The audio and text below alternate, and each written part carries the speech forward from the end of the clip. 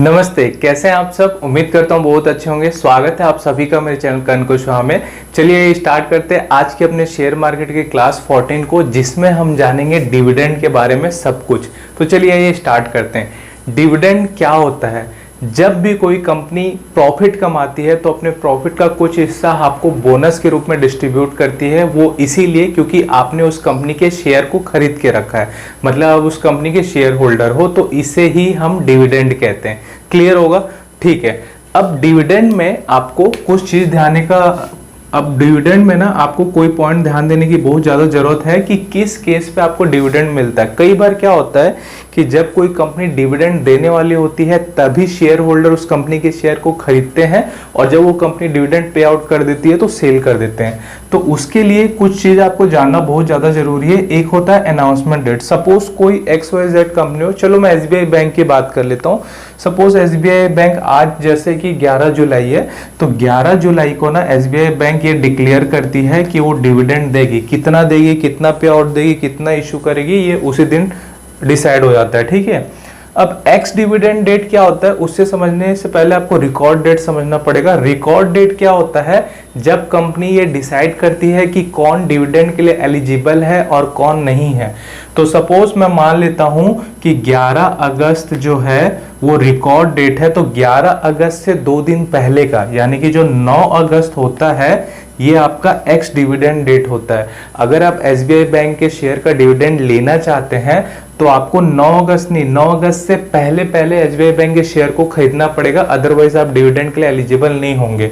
तो x dividend date वो होता है जिस डेट से पहले आपको उस कंपनी के शेयर को खरीदना होता है, और रिकॉर्ड डेट को ये डिसाइड होता है कि कौन एलिजिबल है, नहीं है। डेफिनेटली आप 9 या उसके बाद लेंगे तो आप एलिजिबल नहीं होंगे, और पेमेंट डेट के दिन आपको पेमेंट मिल जाता है। तो ये पूरा फंडा हो गया आपका डिविडेंड का। ठीक है। चलो, डिविडेंड के बाद आपको और कुछ समझने की जरूरत है, जिसको बोलते हैं डिविडेंड यील्ड। ये आपका सबसे मेन होता है।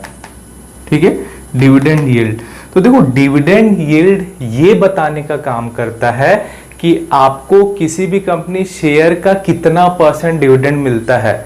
सपोज आपको कोई कंपनी 5 रुपए पर शेयर डिविडेंड दे रही है और उस कंपनी का शेयर प्राइस 100 रुपए है, तो आपको आपका डिविडेंड यील्ड हो जाएगा 5% का। इसका मतलब ये होता है कि ये कंपनी आपको 5% का डिविडेंड यील्ड दे रही है। तो इसका फॉर्मूला भी सिंपल सा हो जाएगा, डिविडेंड अपॉन शेयर प्राइस। ठीक है। तो सपोज मैं SBI की बात करता हूँ। SBI बैंक के अभी एक शेयर का प्राइस 900 क्रॉस कर रहा है, बट मैं एग्जांपल के लिए 100 ले रहा हूँ। अगर SBI बैंक बोल रहा है कि वो आपको 5 रुपए पर शेयर डिविडेंड दे रहा है और उसके एक शेयर का प्राइस 100 रुपए, तो SBI बैंक आपको 5% का डिविडेंड यील्ड दे रहा है। तो आप समझ गए होंगे कि डिविडेंड यील्ड क्या होता है। इसके अलावा डिविडेंड यील्ड में एक और बहुत इंपॉर्टेंट टॉपिक आपको जानने की जरूरत है, मैं आगे अभी थोड़ी देर बाद बताता हूँ। अब हम जानते हैं DPR क्या होता है। DPR को बोलते हैं डिविडेंड पे रेशियो। तो DPR यानी कि डिविडेंड पे रेशियो आपको ये बताता है कि अगर कोई कंपनी साल में जितना भी प्रॉफिट कर रही है तो उस प्रॉफिट का कितना हिस्सा वो डिविडेंड के रूप में बांट देती है। सपोज एक कंपनी साल का 100 रुपए कमा रही है और वो 40 रुपए डिविडेंड में बांट रही है, तो DPR का फॉर्मूला क्या होता है? Dividend upon net profit. ठीक है, ये इसका फॉर्मूला हो जाएगा।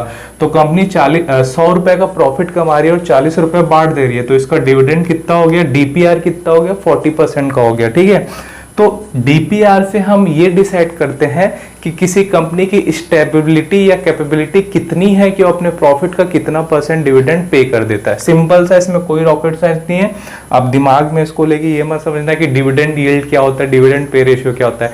डिविडेंड यील्ड आपको ये बताता है कि किसी कंपनी के शेयर का कितना % आपको डिविडेंड मिलता है, और DPR ये बताता है कि कोई कंपनी साल में जितना भी प्रॉफिट करती है उसका कितना % हिस्सा कंपनी डिविडेंड के रूप में बांट देती है, और बचे हिस्से को वो अपने कंपनी को रिटेन करने के लिए रखती है। चलो आगे अब मेन चीज समझते हैं, टैक्स ऑन डिविडेंड, कि डिविडेंड पे आप कितना टैक्स देते हो। ठीक है। तो देखो, पहले क्या था कि अगर आपको डिविडेंड से 10 लाख रुपए या उससे कम मिल रहा है तो आपको कोई टैक्स नहीं देना पड़ता था, बट बाद में रूल चेंज हुआ। अब ऐसा है कि अगर आपको 5,000 रुपए से ज्यादा डिविडेंड मिल रहा है तो आपको 10% टीडीएस देना होगा। कोविड के समय में गवर्नमेंट ने इस 10% को 7.5% टीडीएस किया था, बट अभी करेंटली ऐसा सिनेरियो है कि अगर आप 5 रुपए से ज़्यादा डिविडेंड कमा रहे हो तो आपको 10% टीडीएस देना होगा।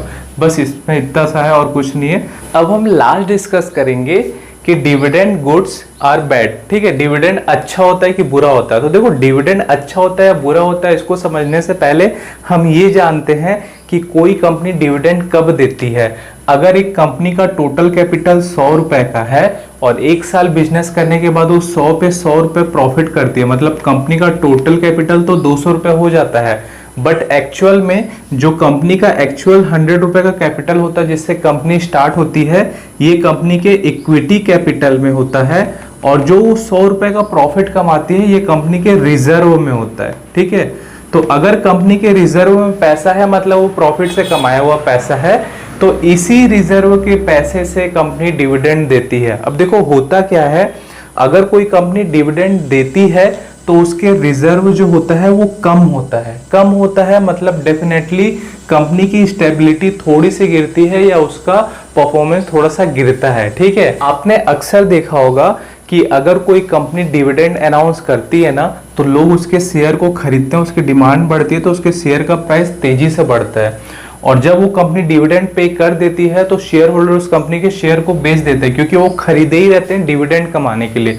तो उस कंपनी के शेयर का प्राइस बहुत तेजी से गिर जाता है। तो इस केस पे क्या होता है कि कंपनी ना ऊपर जाती है, नीचे आती है, ऊपर आती है, नीचे आती है, मतलब कंपनी स्टेबल हो जाती है, कंपनी बहुत तेजी से ऊपर नहीं बढ़ पाती। ठीक है, तो अगर आप एक लॉन्ग टर्म के लिए देखेंगे तो आपके पैसे का, आपका जो शेयर का प्राइस है वो ज्यादा बढ़ेगा नहीं, वो कंपनी एक रेंज के बीच ही ऊपर नीचे होते रहेगी।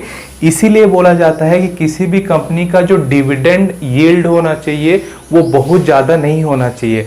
अब यहाँ पे डिविडेंड यील्ड का काम आता है। देखो, डिविडेंड यील्ड में मैंने आपको ये बताया कि डिविडेंड अपॉन शेयर प्राइस। तो देखो, शेयर प्राइस जो है ना ये आपके डिनोमिनेटर में है, दैट मीन्स शेयर का प्राइस जब बढ़ेगा तो आपका डिविडेंड यील्ड कम होगा। एग्जाम्पल के लिए मैंने एग्जाम्पल लिया था कि अगर कोई कंपनी 5 रुपए का डिविडेंड दे रही है और उसे कंपनी के शेयर का प्राइस 100 रुपए है, तो आप कितना 5% डिविडेंड दे रहे हो। अगर इसमें बढ़ा दूं, अगर मैं बोलूं कोई कंपनी 5 रुपए का डिविडेंड दे रही है बट उसके शेयर का प्राइस 200 रुपए है, तो इस केस पे इसका डिविडेंड यील्ड हो जाएगा 2.5%।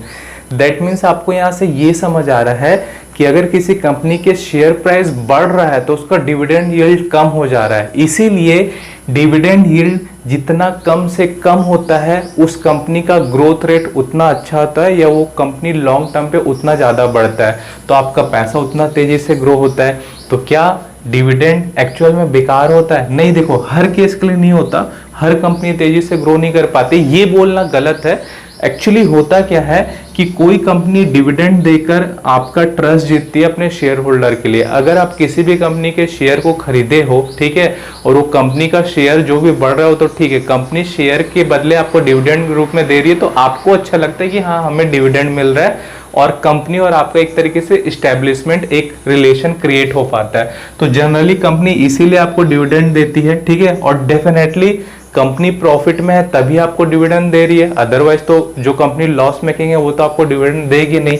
बट एक रीजन ये निकलता है कि अगर कंपनी आपको डिविडेंड ना देके अगर उसी पैसे को अपने आप में और एक्सपांशन करने के लिए अपने ग्रोथ पे लगाए तो कंपनी के शेयर का प्राइस बढ़ेगा। हो सकता है कंपनी के शेयर का प्राइस 100 हो तो आगे चल के 150 हो जाए, 200 हो जाए, तो ये भी आपके लिए ज्यादा बेनिफिशियल हो रहा है। दोनों सिनेरियो होते हैं।